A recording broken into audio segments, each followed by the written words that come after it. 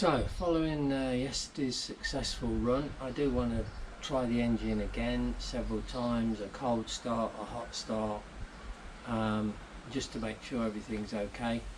But judging by yesterday's run, I'm assuming that that will be okay. What I've been doing is running the engine with a fuel line straight into a can of fresh fuel, because this whole saga has been going on for 2 years.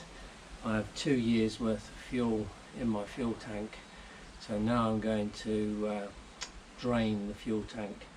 And what I'm going to try, and if I'm successful I'll show you guys later, is I've been working out different ways of trying to drain the fuel tank. I bought a fairly cheap oil pump. It's actually from Lidl.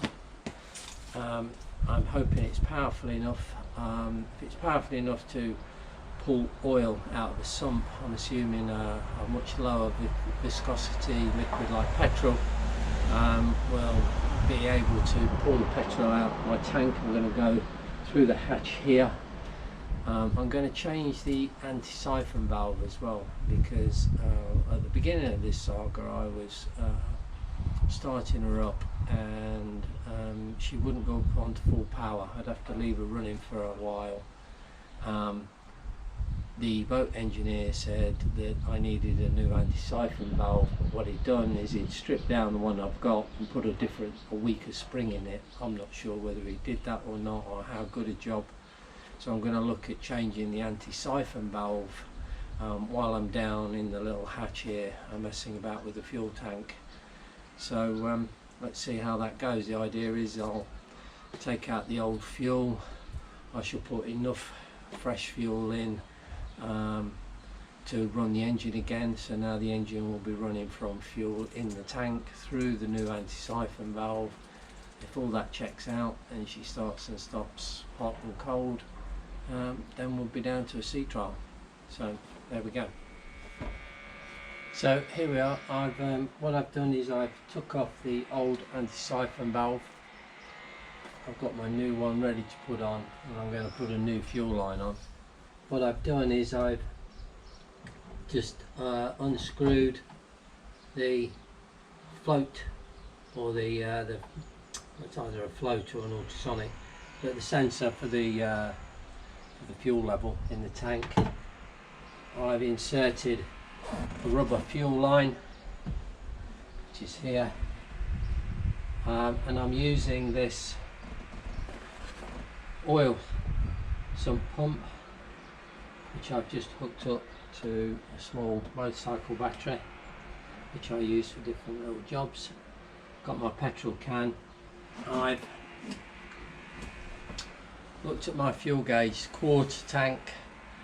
I think I'm about 130 something litres for a full tank here, so I'm going to be draining off about 30 litres of old fuel. So we just stick it on, and you can see it's working fine. So I'm pulling fuel out of the boat tank. You can see the colour of the fuel. I'm just going to fill this can up one at a time until I've pretty much drained all the old fuel out. Working very well.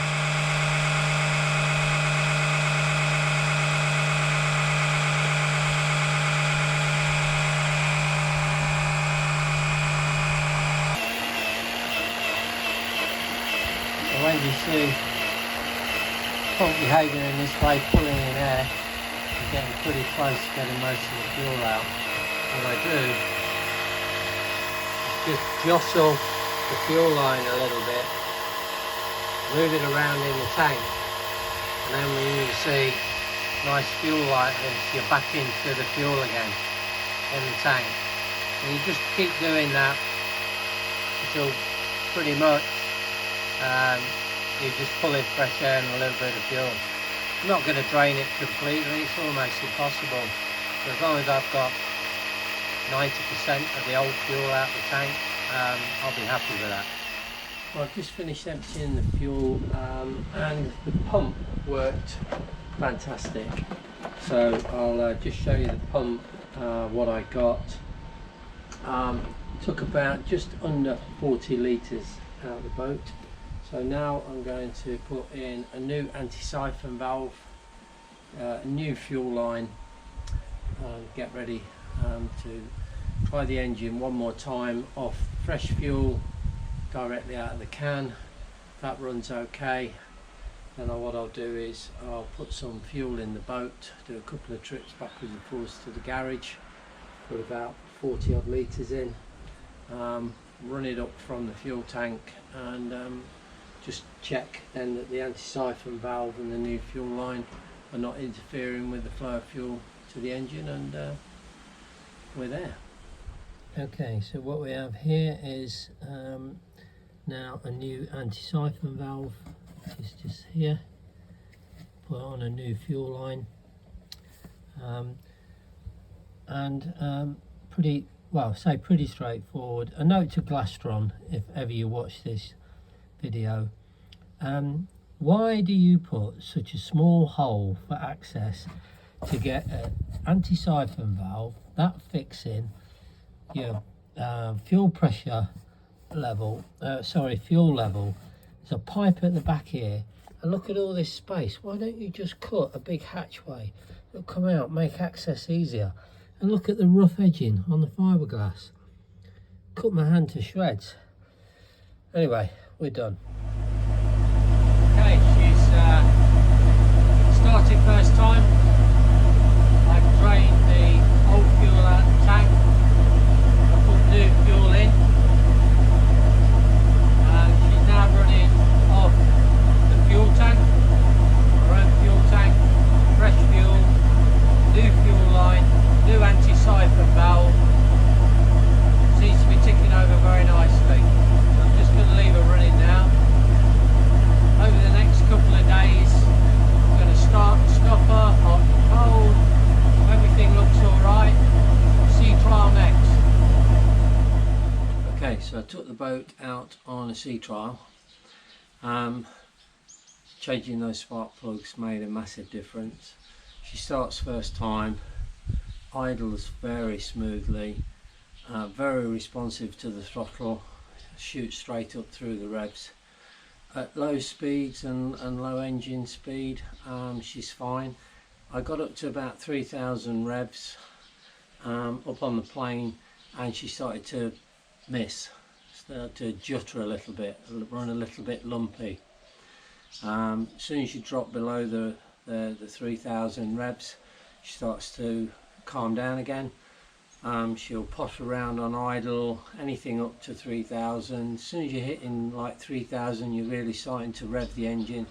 She's missing. Now, judging by the sound of it, it's backfiring, missing and backfiring through the exhaust. It's a real pop. It's not loud, but this pop in, it's a little bit uneven. After a bit of research, what I did notice was I was checking everything. I kept the fuel pressure gauges, strapped those to the engine so I could keep an eye on those. Fuel pressures were fine, they were not fluctuating, so that wasn't my problem. The one thing I did notice is my temperature. My temperature never climbed above 40 degrees, and that puzzled me. After a bit of research, what I've found is that basically when you're starting up the engine and it's starting cold, the ECM is working everything out. What it wants to do is it wants to get the engine up to temperature, it wants everything to be right, and it does a lot of things by adjusting the mixture. One of the things that a little bit of research is that when you're getting into high revs, the ECM wants to get the engine temperature up, and the way it does that is makes the fuel a bit more richer, to really give the engine a bit of a boost and to warm it up quicker. Now, if I am either not getting the engine temperature right, or the temperature sensor is giving the wrong information, that richer fuel is not being burnt properly. It's coming in, it's going out through the exhaust, it's obviously exploding in the exhaust, igniting and causing the pop. Now I'm hoping that's my problem. When I brought the boat back from the sea trial, what I did is I took out the temperature sensor and I calibrated it. By calibrating the temperature sensor, I know the temperature sensor is correct. So if I was reading 40 degrees as my temperature, that's what the engine was. Normal operating temperature for this engine is about 150 Fahrenheit, 66, 65 degrees C. So I'm hoping, the logic says, the ECM is looking at the temperature, it's trying to run a richer mixture, it's trying to get the engine warmer to respond to the higher speeds, and I can't burn the fuel, so the fuel is just not all being ignited, getting into the exhaust, causing the little pop-in backfire. So what I've got today is I've got a new thermostat, so I'm going to change the thermostat, which is right here in the engine, and I'm, without taking the boat back out on the water, just connecting it to water on shore here. I can run the engine and see if now I can get to normal operating temperature just with it idling. Once I'm up to normal operating temperature, then I'm going to take it through the rev range. So fingers crossed I found the problem. The other thing I'm going to do is I'm going to pull out one of the spark plugs, because I'd be interested, now that I've ran the engine with it sat here on my drive in the house, and I've been out on a sea trial, I'd be just interested in seeing the condition of one of the spark plugs I put in. Hopefully it looks clean, and by selecting the right spark plug with the right heat range, the spark plugs are cleaning themselves, so we'll have a look at that as well. Okay, so let's go on and change that thermostat.